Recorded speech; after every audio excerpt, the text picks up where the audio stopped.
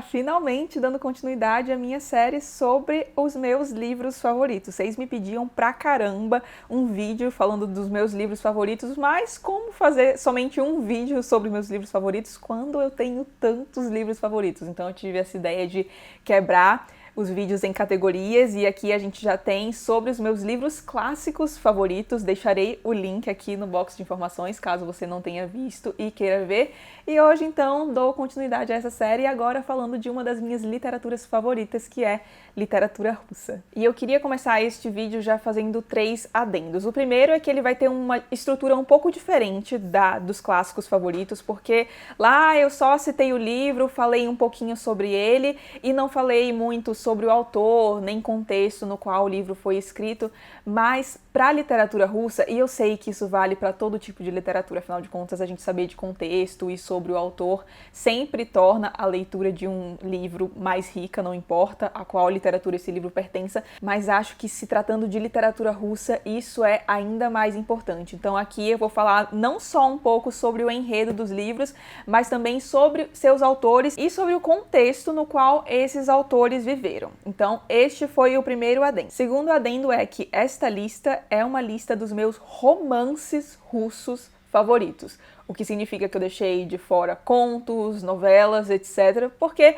foi o único jeito de que eu encontrei de não ter mais que 2 Tolstóis nessa lista. E aí eu ia apresentar uma lista de 5 livros aqui pra vocês e praticamente a lista inteira ia ser somente Tolstói, então acho que não tem graça. E o último adendo, calma, a gente já vai começar, é que eu não sei se recomendaria algum livro desta lista aqui para que você começasse a ler literatura russa.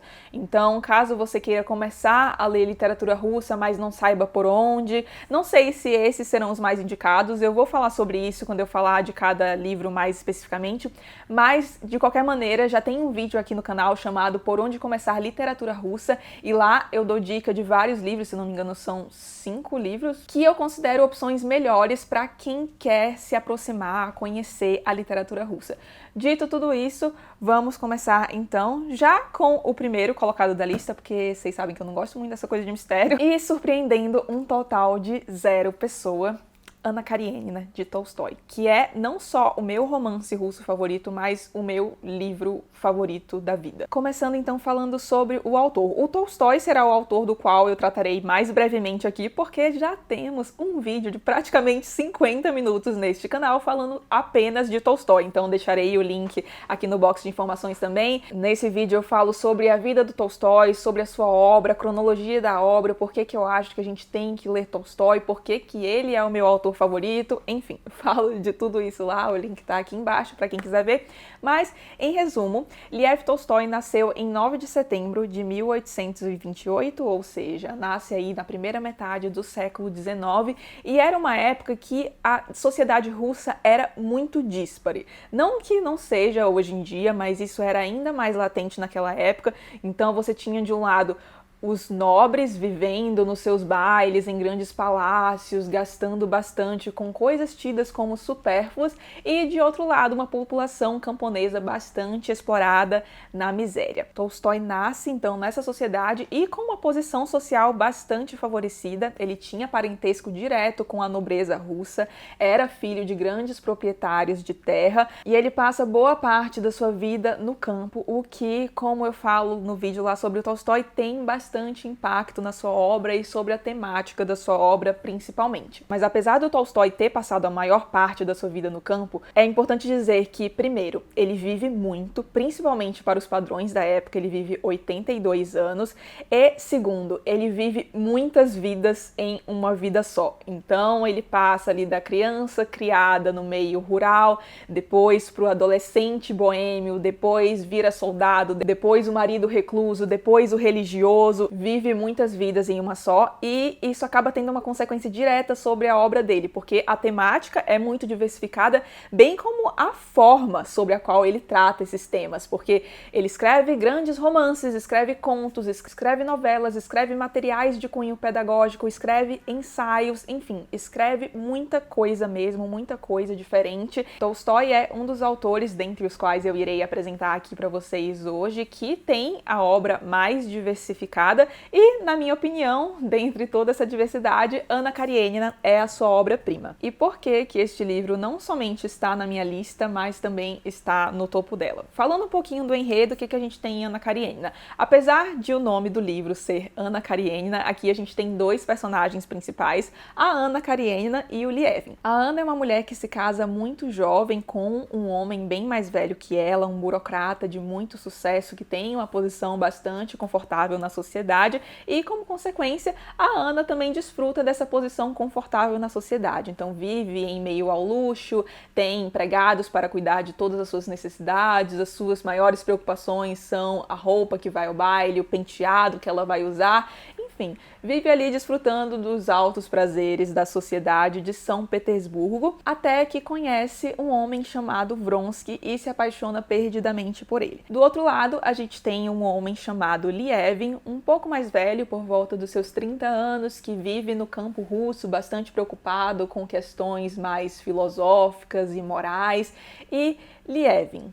Qualquer semelhança com o nome Liev Tolstói não é mera coincidência. E estes dois núcleos se entrelaçam ao longo da narrativa. Tolstói, aliás, vai trabalhar bastante com paralelismos aqui nesse livro, não só nesse livro, mas em outro livro que também estará nesta lista.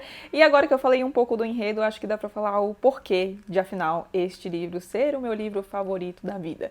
Então, aqui a gente tem um livro muito à frente do seu tempo.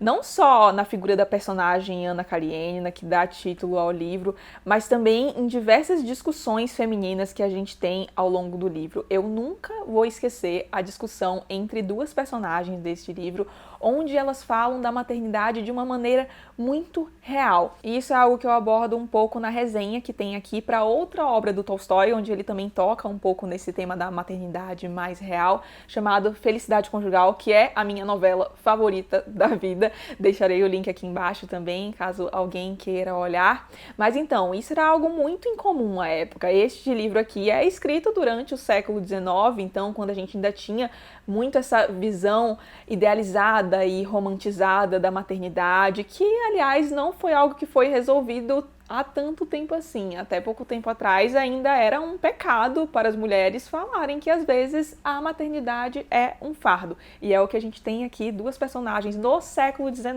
falando em um dos romances mais importantes da literatura mundial. Outra coisa que eu adoro aqui é que o Tolstói dá aquela alfinetada na nobreza russa. Ele trata aqui muito dessa questão da importância de se manter as aparências.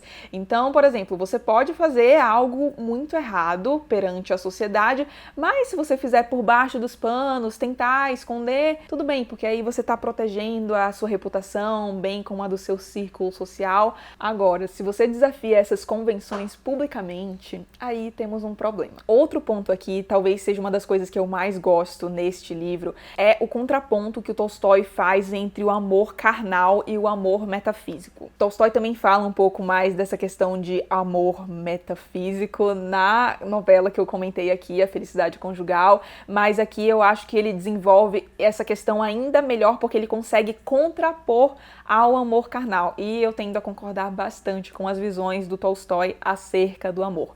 E o último ponto, e isso eu acho que é a coisa que eu mais amo neste livro, não só neste livro, mas em todos os livros do Tolstói, que é a caracterização dos personagens e como ele consegue passar para o leitor muito bem os sentimentos humanos. Já li e reli Tolstói e eu não canso de me surpreender com esse aspecto. E sobre este livro aqui especificamente, tem um crítico que, se eu não me engano, se chama Matthew Arnold, e ele tem uma citação que é algo como: não se deve tomar Anna Karenina como um pedaço de ficção, mas sim como um fragmento de vida. E eu não poderia concordar mais com isso, porque é o que isso aqui é um fragmento de vida. Tolstói é simplesmente impecável descrevendo as motivações, os pensamentos e os sentimentos desse personagem, e é como eu até disse no vídeo sobre o Tolstói, que pra mim não tem nenhum autor que representou os sentimentos humanos tão bem em suas obras como Tolstói. Além do que, este livro aqui tem o que para mim, é o melhor início da literatura mundial. Falei mais sobre isso num vídeo aqui recentemente, inclusive chamado Começos Inesquecíveis, se eu não me engano.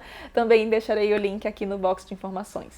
Esta minha edição aqui é da finada Kozak Naif, mas agora no mercado vocês podem encontrar esta edição aqui, que tem exatamente a mesma tradução que tinha da Kozak Naif, excelente, aliás, de autoria do Rubens Figueiredo. E para vocês não ficarem tão tristes, porque, bom, essa edição aqui não pode ser mais encontrada no mercado, porque a Kozak fechou as portas e, bom, ela é bem mais bonita do que esta, mas nesta aqui a gente tem um pós-fácil maravilhoso que não está disponível nesta edição da Kozak, então fica aí um ponto de consolo para vocês, e eu vou deixar o link para onde vocês podem encontrar todas as edições que eu mostrarei aqui neste vídeo no box de informações, as que estão disponíveis no mercado, claro. E agora vamos de Tolstói para Mikhail Bulgakov e seu maravilhoso O Mestre e Margarida, que foi uma das minhas melhores leituras do ano passado e da vida, como vocês podem ver, afinal está na segunda posição desta minha lista, e tem resenha aqui no canal, vou deixar também o link no box de informações. E antes de falar do livro, eu queria falar do contexto e do Bulgakov,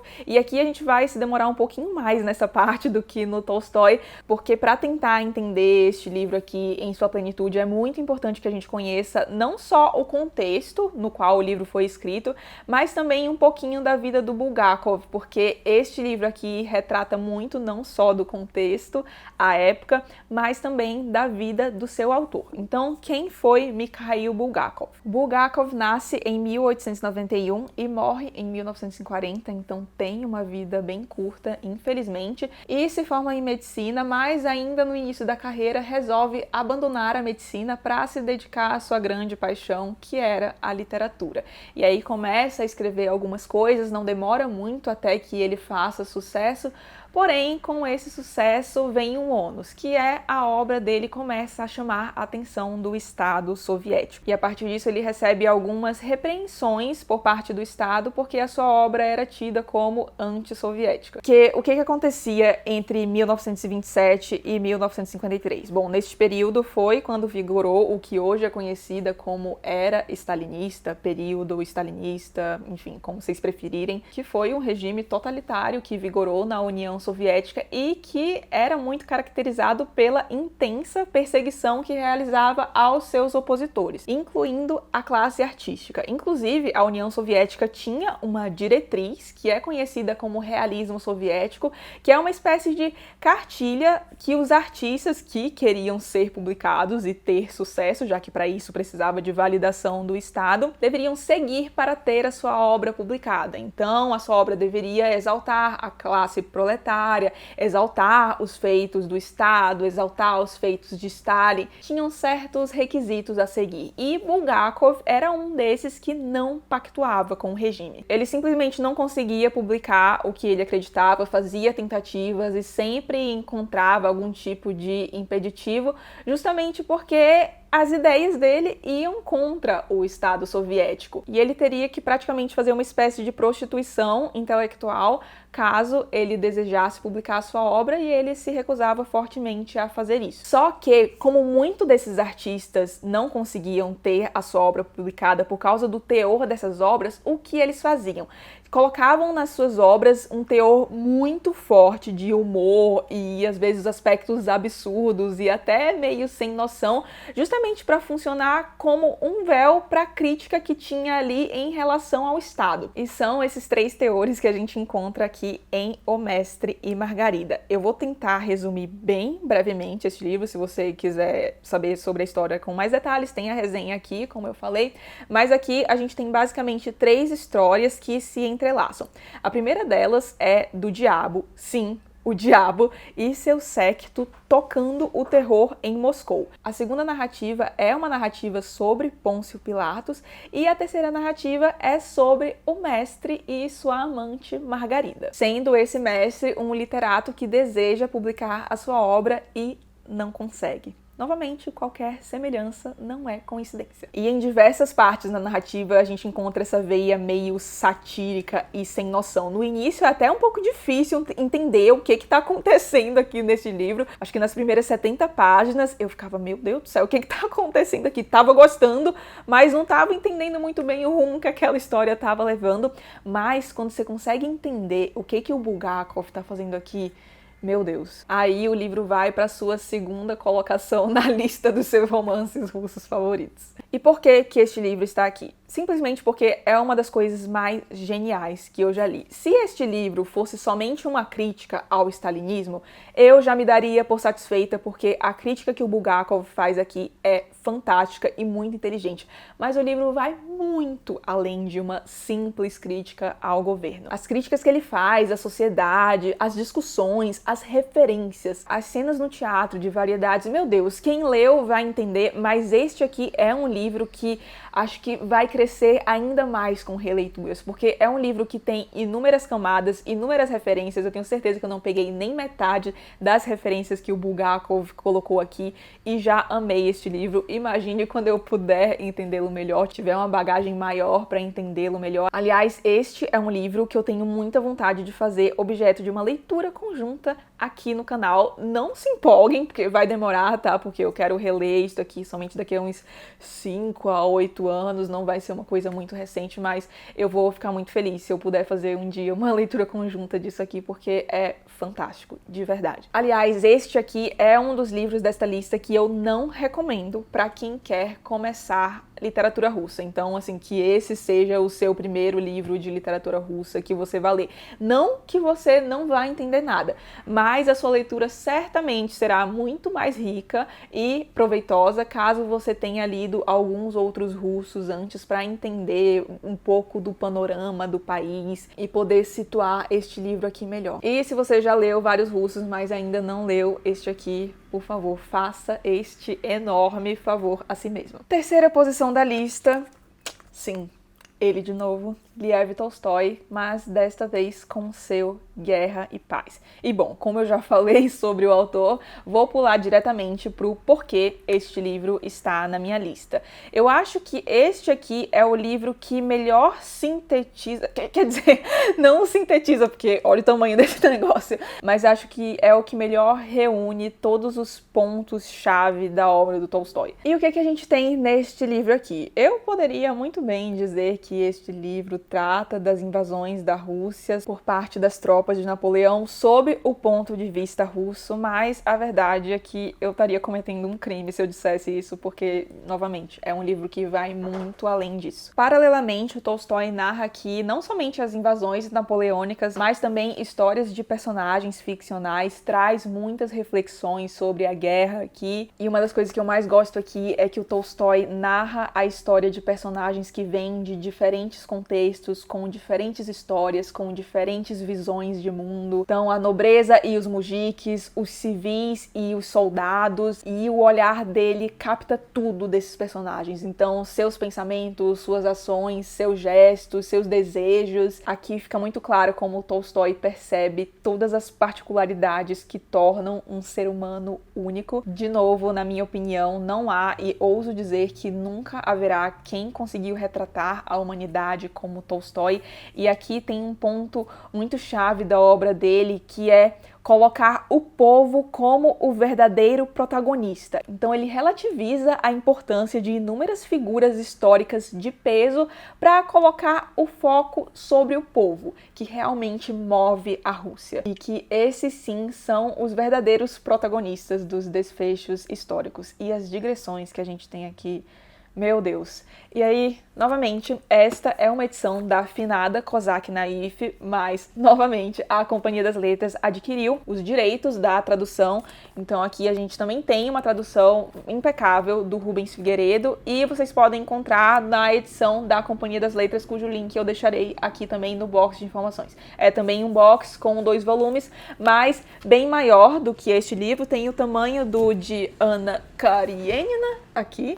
São 2 tomos, praticamente deste tamanho, o que, aí novamente um ponto de consolo para vocês, torna a leitura um pouco mais confortável, porque ler estes calhamaços em um volume mais pequenininho por vezes é meio desconfortável. Agora, dando uma folga para as minhas mãos que estão cansadas de segurar calhamaços, porque eu não tenho o próximo livro da lista aqui, mas a quarta posição fica com Gorky e o seu Infância. Gorky nasce em 1868, ou seja, quando o Império Russo ainda existia, e morre em 1936, quando, por sua vez, vigorava a era stalinista, que eu acabei de comentar quando a gente falou sobre o Bulgakov. E o Gorky funciona meio que como uma ponte entre a geração de Tolstói, então do fim do século XIX, e o realismo soviético, do qual ele foi um dos maiores, se não o maior expoente. Por conta disso, do papel dele no realismo soviético, a opinião popular acerca do Gorky é bastante dividida e controversa, porque o Gorky era muito próximo de Stalin, fazia parte do comitê central do Partido Comunista, e os especialistas na sua obra afirmam que, por mais que ele tenha sido próximo de Stalin, ele morreu como um homem em conflito, então lutando para manter um certo equilíbrio entre a sua consciência artística e também a sua lealdade ao regime de Stalin. Já alguns grandes nomes da literatura russa, como o Solzhenitsyn, autor de O Arquipélago Gulag, descreve o Gorky como sendo um colaborador dos carrascos e um dos principais responsáveis pela destruição da literatura russa entre os anos 20 e 30. Mas bem, não estamos aqui para julgar Gorky, e sim para julgar sua obra. E para falar um pouquinho mais da vida do Gorky, eu já queria começar a falar do livro em si, porque Infância é o primeiro volume da trilogia autobiográfica do Gorky. Em Infância, a gente acompanha um menininho chamado Alexei, que após a morte do pai, vai morar com os seus avós e, como eu disse, é uma obra autobiográfica, então a infância do Alexei revela muito da infância do próprio Gorky. E por que que eu coloquei este livro aqui? Primeiro porque, na minha opinião, nenhum autor retrata tão bem quanto o Gorky o verdadeiro pilar da sociedade russa, que é o seu povo. Mas o povo simples, as classes excluídas, o submundo russo mesmo. E aí quem tá aqui no canal pode até dizer: ah, Paloma, mas você disse que o Turgenev também faz muito bem isso em Memórias de Caçador, dando voz aos mujiques. E realmente, Turgenev tem um papel muito importante através de Memórias de um Caçador na abolição da servidão e retratando, dando voz a esse povo mesmo que não tinha voz até então. Só que tem um ponto aqui que eu considero fundamental para a gente entender a importância do Gorky. A Susan Sontag diz, não vou lembrar a citação literal, mas é algo como: você nunca pode entender realmente uma experiência e falar sobre ela com propriedade, a não ser que você tenha vivido aquela experiência. E para mim esse é o ponto, porque Turgenev fala muito dos mujiques, bem como Tolstói, mas por melhor que tenha sido as intenções deles, no fim das contas era um olhar de fora, e o Gorky não. O Gorky vem com um olhar de dentro, porque ele viveu daquilo, ele veio das classes excluídas russas. E acho que justamente por isso ele é o que tem mais sucesso ao relatar a vida do povo russo, porque afinal ele era parte disso. A vida do Gorky foi muito difícil. Ele, após a perda do pai, como o Alexei, foi morar com os avós também, e o seu avô era uma pessoa tenebrosa. Espancava o menino com regularidade, e quando eu digo espancar, é espancar mesmo, a ponto de a criança ficar inconsciente. E a sua avó, por sua vez, era a quem ele recorria quando queria conforto, e ele transforma essa avó, através da figura da avó do Alexei, em uma das personagens mais marcantes da literatura russa, e que mostra muito bem uma característica que eu acho muito impressionante ao ler literatura russa. Característica essa que parece ser do povo mais simples da Rússia mesmo, que é a maneira como eles encaram situações muito difíceis. Nesse livro é desgraça atrás de desgraça, mas ainda assim você consegue às vezes ter aquele quentinho no coração do qual eu falo tanto aqui, porque não deixa de ser bonito ver como essas pessoas enfrentam a vida, lidando com as dificuldades, com bom humor, com persistência. Eu acho que isso fica muito bem evidenciado na figura da avó do Alexei, que era a avó do Gorky. Livro lindíssimo, triste, mas lindo, e reza a lenda que neste ano ele será relançado com a mesma tradução da Kozak Naif. A foto que eu coloquei aqui é da edição da afinada Kozak Naif, mas Como eu disse, a Companhia das Letras comprou os direitos de tradução e reza a lenda aí que neste ano toda a trilogia será relançada. E aí, quando for relançado, eu certamente irei reler e aí a gente fala sobre Gorky aqui no canal. E fechando a lista com um dos meus queridinhos da literatura russa, Ivan Turgenev, com seu Pais e Filhos. Não falei deste livro no canal ainda, mas falarei em breve porque faz pouquíssimo tempo que eu acabei de ler este livro e eu fiquei muito feliz que eu acabei de ler o livro antes de fazer este vídeo aqui, porque este livro tinha que estar nesta lista. De novo, esta edição aqui também é da Kozak Naif, mas a gente tem uma edição da Companhia das Letras, deixarei o link aqui embaixo também no box de informações para vocês. E vamos falar sobre Turgenev. Turgenev nasce em 1818, também como Tolstói, filho de proprietários de terras, então membro da nobreza rural. E em 1838, Turgenev publica os seus primeiros poemas, mas apesar de ter começado com a publicação de poemas, é realmente na prosa que Turgenev se consagra. Turgenev escreve este livro aqui entre 1860 e 1862, só que em 1861 aconteceu algo muito importante na Rússia, que foi a abolição do regime de servidão. Acontecimento no qual, aliás, como até dei uma comentada anteriormente no vídeo, o Turgenev teve bastante papel através da publicação do ciclo de narrativas de Memórias de um Caçador, que tem vídeo aqui no canal, vou deixar o link também no box, e aí lá eu falo um pouco mais dessa questão do papel do Turgenev na abolição da servidão na Rússia. Além disso, em 1861, como explica o maravilhoso Rubens Figueiredo no pós-fácil que ele escreve a essa edição e que também tá no da Companhia das Letras, foi fundado um movimento chamado Terra e Liberdade, uma organização que empreendia ações violentas contra autoridades oficiais e instituições oficiais visando combater a autocracia. E Turgenev, atento como era, escreve sobre todo esse contexto. Eu vou falar com mais detalhes sobre todo esse contexto na resenha, que deve sair ainda neste mês aqui no canal. Então vamos falar do porquê que este livro está na minha lista.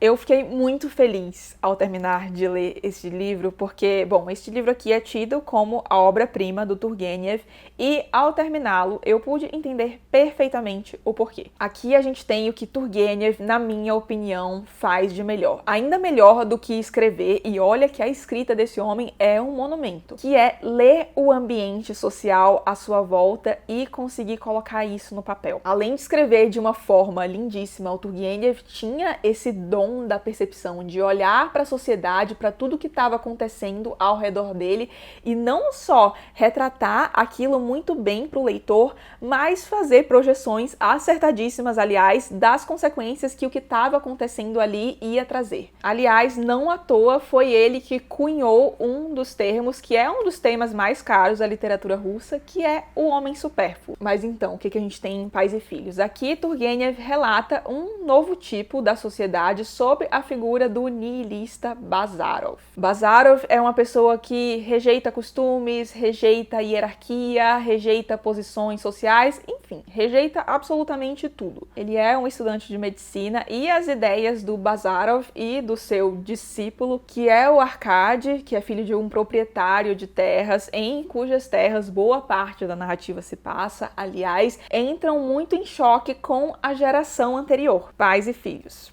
Esse foi um resumo bem resumido de Pais e Filhos, é bem difícil fazer uma sinopse deste livro, mas por que este livro está aqui? Primeiro porque, como eu já disse, aqui a gente tem o Turgenev fazendo da melhor forma, na minha opinião, o que ele faz de melhor, que é perceber os movimentos sociais antes de todo mundo e fazer projeções a partir disso. Esse livro aqui antecipou muita coisa e, se você reparar bem, antecipou muita coisa até do que a gente vê hoje em dia. Na resenha eu vou comentar melhor sobre esse aspecto, mas outra coisa que tem aqui que eu amo e que é uma ideia meio que de fundo, mas que é algo muito importante para o Turgenev, e eu achei legal que ele colocou isso aqui, que é a ideia de que só o amor possibilita a verdadeira redenção. Conversaremos mais sobre isso na resenha, e fora que eu acho que este é um livro que envelhece como vinho, porque eu terminei de lê-lo na semana passada, até hoje eu me pego pensando sobre ele, e quanto mais eu penso sobre ele, mais eu gosto deste livro.